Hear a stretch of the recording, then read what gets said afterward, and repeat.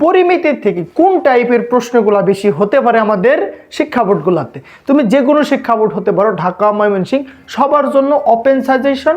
আসসালামু আলাইকুম। তোমরা যারা এসএসসি 2026-এ এক্সাম দিতেছো, সো রবিবারে তোমাদের ম্যাথ পরীক্ষা। ম্যাথ পরীক্ষার জন্য আজকের সাজেশনটা সবচাইতে হেল্পফুল হতে যাচ্ছে। তো তোমরা যে কোনো শিক্ষা বোর্ডের হতে পারো, সমস্যা নাই। আজকের সাজেশনটা যদি গাইডলাইনটা যদি ফলো করো, অবশ্যই আশা করা যায় গণিতে তুমি সর্বাধিক কমন পেয়ে যাবে। তো চলো কথা না বলে আজকে আমি যে সাজেশনটা দিব সেই সাজেশন অনুযায়ী জাস্ট আজকে রাত এবং কালকের দিন অর্থাৎ শুক্রবার শনিবার তোমরা যদি স্টাডি করো, তো দেখা যাবে রবিবারের দিন যখন তুমি ম্যাথ পরীক্ষাটা দিতে যাবে সর্বোচ্চ কমন পাবে, ইনশাআল্লাহ সর্বোচ্চ কমন পাবে। তো সেই সাথে আরও যে জিনিসটা বলা যায়, তোমরা একটু চেষ্টা করলে ভালো থেকে ভালো রেজাল্ট করতে পারবে এবং হচ্ছে A+ পেয়ে যাবা। সো 80 নাম্বার পাওয়া কিন্তু খুব একটা টাফ না ম্যাথে, যদি তোমরা শর্ট সিলেবাস, যেহেতু তোমাদের শর্ট সিলেবাসে পরীক্ষাটা হচ্ছে। সো শিক্ষার্থীরা, তো আজকে সময় নষ্ট না করে আমরা ঝটপট আজকে দেখে ফেলবো যে কোন অধ্যায়গুলোর উপরে সবচেয়ে বেশি ফোকাস করলে এবং যে অধ্যায়গুলো থেকে মাস্ট বি প্রশ্ন হবে এবং সেটা কেমন টাইপের প্রশ্ন হবে, চলো আজকে আমরা সেটা আজকের ক্লাসে শেষ করে ফেলি। সো এখানে দেখতে পাচ্ছ যে অধ্যায়গুলোর নামগুলো লিখে রাখছি। 1 নম্বর হচ্ছে সেট অফ ফাংশন, তারপরে বীজগাণিতিক রাশি, তারপরে হচ্ছে ব্যবহারিক জ্যামিতি, বৃত্ত, ত্রিকোণমিতি, অনুপাত, পরে বীজগাণিতিক অনুপাত, সমানুপাত, পরিমিতি এবং হচ্ছে পরিসংখ্যান। সো এখানে অধ্যায়গুলো যদি হিসাব করি, 1 2 3 4 5 6 7 8, 8টি অধ্যায়। সো 8টি অধ্যায় থেকে আমাদের মোট সৃজনশীল থাকবে হচ্ছে 8টি। অর্থাৎ আমরা জানি 4টা বিভাগে প্রশ্ন হয়, ক বিভাগ, খ বিভাগ, গ বিভাগ এবং ঘ বিভাগ। 4টা বিভাগ থেকে প্রত্যেকটা বিভাগ থেকে 2টা করে প্রশ্ন হয়ে মোট 8টি প্রশ্ন হবে। সো এখন বিভাগ যদি আমি হিসাব করি, তোমরা জানো সেট ফাংশন, এরপরে বীজগণিত, এরপরে হচ্ছে বীজগাণিতিক অনুপাত এবং হচ্ছে ত্রিকোণমিতি মানে সমানুপাত, এই 3টা চ্যাপ্টার মিলে হচ্ছে আমাদের ক বিভাগ, অর্থাৎ হচ্ছে মানে বীজগণিত। এরপরে ব্যবহারিক জ্যামিতি এবং হচ্ছে এই বৃত্ত, এই 2টা মিলাই হচ্ছে আমাদের খ বিভাগ, অর্থাৎ হচ্ছে জ্যামিতি। ঠিক আছে। এরপরে এই ত্রিকোণমিতি এবং হচ্ছে এই যে পরিমিতি, এই 2টা অধ্যায় মিলে আমাদের থাকতেছে গ বিভাগ। ঠিক আছে। এরপরে সর্বশেষে থাকতেছে আমাদের পরিসংখ্যান, এটা ঘ বিভাগ। এখন শিক্ষার্থীরা, আমাদের কন্ডিশন হচ্ছে এরকম, তুমি প্রত্যেকটা বিভাগ থেকে একটা করে প্রশ্ন উত্তর করলে হচ্ছে 4টি প্রশ্ন এবং একটা প্রশ্ন তোমার যে কোনো বিভাগ থেকে তোমার খুশি তুমি দিতে পারবে। তো চলো, পরিসংখ্যান থেকে তোমাকে 2টাই দিতে হবে, মানে তুমি 2-এ 2টাই দিবা, 2টা থাকবে 2টাই দিবা সাজেশন। এখন পরিসংখ্যান থেকে কি কি রয়েছে তোমরা জানো ভাইয়া, যে এখানে রয়েছে গড়, এখানে রয়েছে মধ্যক, এখানে রয়েছে প্রচুরক, বাস 3টা টপিকস। এগুলা হচ্ছে এই পরিসংখ্যান থেকে শেষ করবা। সেই সাথে হচ্ছে বহুভুজ, তারপরে অজীব রেখা, অজীব, তারপরে হচ্ছে আয়তলেখ। সো ভাইয়া এগুলা তো তোমরা স্কুলে অনেক পড়েছো, অনেক শেষ করেছো। সো এই 6টা টপিক্সের উপরে আজকে রাতে শেষ করবা। দেখে যাবা পরিসংখ্যান থেকে 2টা সৃজনশীল তোমার কমন, 10 দুগুণে হচ্ছে 20 নাম্বার, কারেক্ট। ওকে। এরপরে আমি গ বিভাগে যাচ্ছি, ছোট গ এর জন্য কিন্তু রয়েছে আমাদের ত্রিকোণমিতি এবং পরিমিতি। এখন আমার কথা বুঝো, ত্রিকোণমিতি থেকে একটা সৃজনশীল থাকবে, পরিমিতি থেকে একটা সৃজনশীল থাকবে, মানে তুমি না চাইলেও 2টা সৃজনশীল, এটা ফিক্সড। এখন কথা হচ্ছে পরিমিতির থেকে কোন টাইপের প্রশ্নগুলো বেশি হতে পারে আমাদের শিক্ষা বোর্ডগুলোতে? তুমি যে কোনো শিক্ষা বোর্ড হতে পারো, ঢাকা, ময়মনসিংহ, সবার জন্য ওপেন সাজেশন। সেটা হচ্ছে এই যে পরিমিতি এবং হচ্ছে ত্রিকোণমিতি, এইখান থেকে যদি তুমি পরিমিতি ধরো, পরিমিতি থেকে যে প্রশ্ন 100-তে 100 আসার চান্স রয়েছে, সেটা হচ্ছে আমরা সামান্তরিক নিয়ে কিছু অঙ্ক রয়েছে। তোমরা কিন্তু জানো সামান্তরিকের ক্ষেত্রফল, কর্ণ ইত্যাদি নির্ণয় করতে দিবে।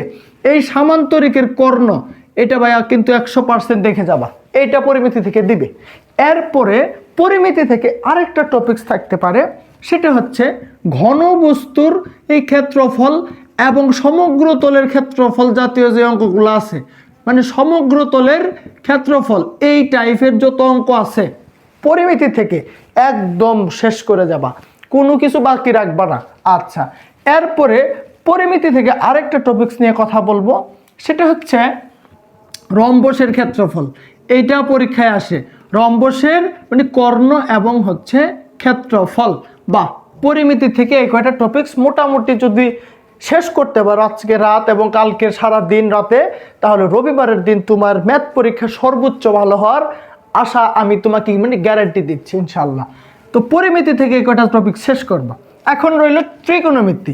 এখন শোনো ভাইয়ারা, ত্রিকোণমিতি অঙ্কগুলো হচ্ছে এরকম অঙ্ক, এইটা যদি তোমার নলেজের ভিতরে থাকে মানে প্র্যাকটিসের ভিতরে থাকে তুমি পারবা অনায়াসে, সময় লাগবে খুব কম। কিন্তু যদি ভাইয়া যদি প্রশ্নটা একটু জটিল মানে একটু জটিল করে দেয়, বিশেষ করে প্রশ্নটা একটু ঘুরপেচ করে দেয়, সেক্ষেত্রে তোমার বুঝতে সময় লেগে যাবে। কিন্তু আমার হাতে সময় খুবই কম, যার জন্য আমি হচ্ছে ত্রিকোণমিতি নিয়ে যদি বুঝতে প্রবলেম হয় আমি এটা স্কিপ করব, আমি জাস্ট পরিমিতি থেকে অ্যান্সার করব। কথা ক্লিয়ার?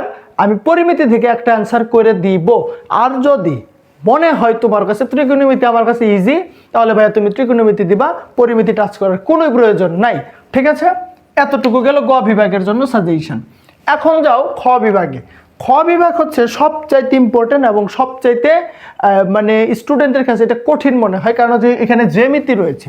সো আমি সহজ করে বলি, এই যে ব্যবহারিক জ্যামিতি অধ্যায়টা যে ছিল, এখানে কি ছিল?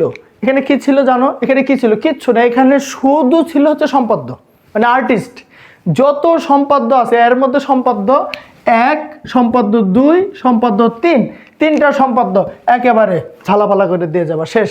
এর মধ্যে 3 নাম্বার সম্পাদ্য যেটা সবচাইতে বেশি আসার চান্স থাকে, বিশেষ করে ঢাকা, রাজশাহী, ময়মনসিংহ বিভিন্ন শিক্ষা বোর্ডে মানে হচ্ছে 10 থেকে মানে 9টি শিক্ষা বোর্ডে এই 3 নাম্বার সম্পাদ্যটা দিয়ে দেয়। সো তোমরা এই শিক্ষা বোর্ডের যেই মানে প্রশ্নগুলো রিসার্চ করলে দেখবা 3 নাম্বার সম্পাদ্য মানে হচ্ছে ত্রিভুজের মানে 2টি বাহু না সরি 2টা কোণ এবং হচ্ছে একটা পরিসীমা দেওয়া থাকে সম্ভবত, হ্যাঁ, বাট 2টা কোণ এবং ত্রিভুজের পরিসীমা দেওয়া থাকলে ত্রিভুজটি অঙ্কন করতে হবে। এটা 3 নাম্বার সম্পাদ্য। সো এইটা শেষ করে যাবা, হ্যাঁ। আচ্ছা, এরপরে থাকলো আমাদের বৃত্ত। বৃত্ত চ্যাপ্টার থেকে ভেরি ভেরি ইম্পর্টেন্ট হচ্ছে, বৃত্ত চ্যাপ্টার থেকে যদি প্রশ্ন হয় তাহলে কোনটা হবে জানো? এই যে প্রশ্নটা হবে, সেটা হচ্ছে কেন্দ্রস্থ কোণ, কেন্দ্রস্থ কোণ বৃত্তস্থ কোণের কি? বৃত্তস্থ কোণের দ্বিগুণ। এই যে প্রশ্নটা ছিল তোমরা এটা সম্ভবত উপপাদ্য যে পড়েছ, মানে হচ্ছে 20, 21 এবং 22 উপপাদ্যগুলা, বৃত্ত সংক্রান্ত উপপাদ্যগুলো আমাদের কেন্দ্রস্থ কোণ বৃত্তস্থ কোণের মানে দ্বিগুণ অথবা বৃত্তস্থ কোণ কেন্দ্রস্থ কোণের অর্ধেক। ভাইয়া এই যে প্রশ্নটা রয়েছে না, এটা ভেরি ভেরি ইম্পর্টেন্ট, এটা দেখে যাওয়া শুধু বৃত্ত চ্যাপ্টার থেকে।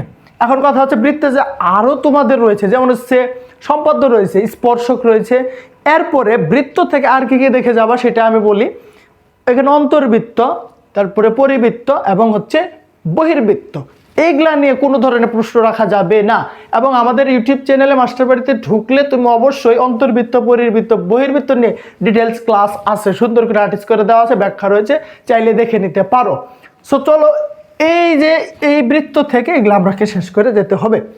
এরপরে এইখান থেকে তুমি কিভাবে প্রশ্ন পাবা দেখো, যদি এই বৃত্তের অন্তর্বৃত্ত, বহির্বৃত্ত এবং হচ্ছে পরিবৃত্ত শেষ করো, সেক্ষেত্রে প্রশ্নটা এইভাবে দিবে, একটি ত্রিভুজের এ একটা বাহু দিবে ধরো 2 সেন্টিমিটার, বি একটা দিবে 3 সেন্টিমিটার, তারপরে সি একটা দিবে ধরো 4 সেন্টিমিটার সাপোজ। এখন এই 3টা বাহুর মান দিয়ে বলবে এই ত্রিভুজটির একটা পরিবৃত্ত অঙ্কন করো, অথবা অন্তর্বৃত্ত অঙ্কন করো, অথবা বহির্বৃত্ত অঙ্কন করো। তো তোমার কাজ কি? 3টা ত্রিভুজ মানে 3টা বাহু, 3টা বাহু দিয়ে মানটা ধরে নিবা, তারপরে তুমি যেভাবে পরিবৃত্ত, অন্তর্বৃত্ত, বহির্বৃত্ত অঙ্কন করে সেই সিস্টেমটা শিখে রাখবা, জাস্ট এটা করে দিবা। এটা খ অথবা ছোট গতে থাকবে। অঙ্ক সলভ করতে পারলেই কিন্তু 4 নাম্বার। অঙ্কনের বিবরণ তুমি নিজস্ব মেধা খাটিয়ে লিখবা, কিভাবে কি করেছো, জাস্ট মেধা, মুখস্থ করার কোনো দরকার নাই। ওকে, এরপরে আমি যাব ক বিভাগে। ক বিভাগের মধ্যে এখানে যেহেতু অধ্যায় 2টা, একটা সেট ফাংশন আর একটা হচ্ছে মানে বীজগণিত, এবং এই যে বীজগাণিতিক অনুপাত এবং সমানুপাত, এই ক্ষেত্রে আমি বলে রাখি 3টা চ্যাপ্টার, 3টার থেকে তোমার এই বীজগাণিতিক অনুপাত সমানুপাত পড়া দরকার নাই, এটা বাদ দাও, এটা বাদ, এটা বাদ, এটা পড়ার দরকার নাই। তুমি পড়বা 2টা চ্যাপ্টার, যেহেতু তোমার হাতে সময় কম, তুমি আজকে থেকে শুরু করে দিবা 2টা চ্যাপ্টার পড়বা, একটা বীজগাণিতিক রাশি, আরেকটা হচ্ছে আমার সেট এবং ফাংশন। এখন প্রশ্ন হলো ভাই সেট এবং ফাংশন থেকে কিভাবে প্রশ্ন হবে, চলো তো একটু দেখার চেষ্টা করি। সেট এবং ফাংশন থেকে যদি প্রশ্ন হয়, সেটের অঙ্কগুলা খুব কম আসে, মানে বলতে চাচ্ছি সেটের যে অঙ্কগুলো সেটা কম আসবে, ফাংশন থেকে বেশি দিবে। I mean F of x সমান 3x + 2 3x - 2, এই ক্যাটাগরির অঙ্কগুলো বেশি দিবে।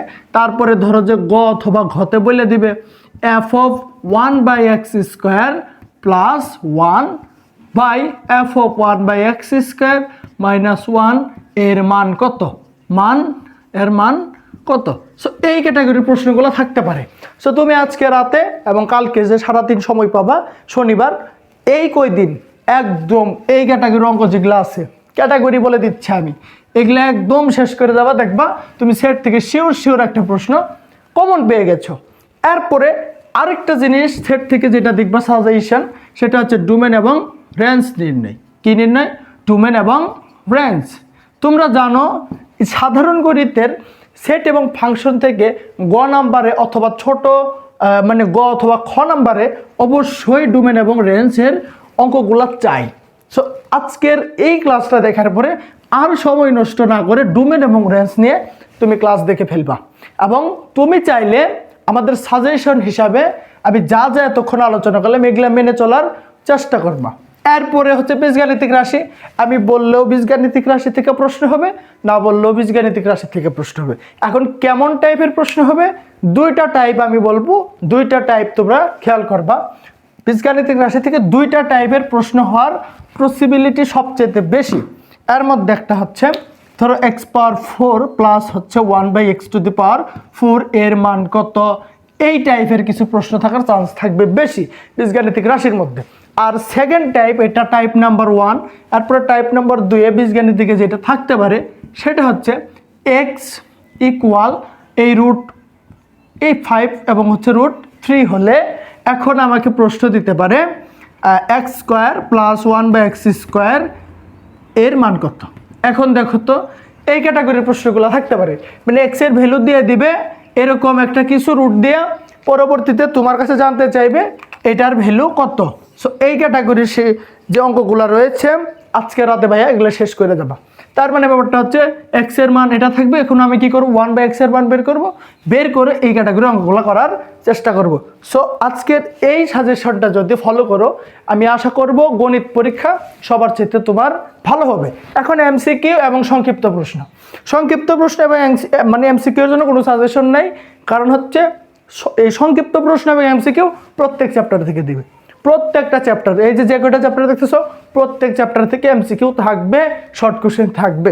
সো এখানে সাজেশনের দরকার নেই, সব পড়ে দিতে হবে। শুধু সিকিউ এর জন্য আমি যেগুলো বললাম সেটা মনোযোগ সহকারে এখন থেকে সময় নষ্ট না করে পড়া শুরু করে দাও, ইনশাল্লাহ গণিত পরীক্ষা সবচেয়ে ভালো হবে। এবং গণিত পরীক্ষার এমসিকিউ এর সাজেশন এবং এক্সাম শেষ করে এমসিকিউ এর সলিউশন পেতে আমাদের ইউটিউব চ্যানেলে সাবস্ক্রাইব করে রাখবে, যাতে সবার আগে এমসিকিউ এর সলিউশন তুমি পেয়ে যাও। সবাই ভালো থাকবে, আল্লাহ হাফিজ।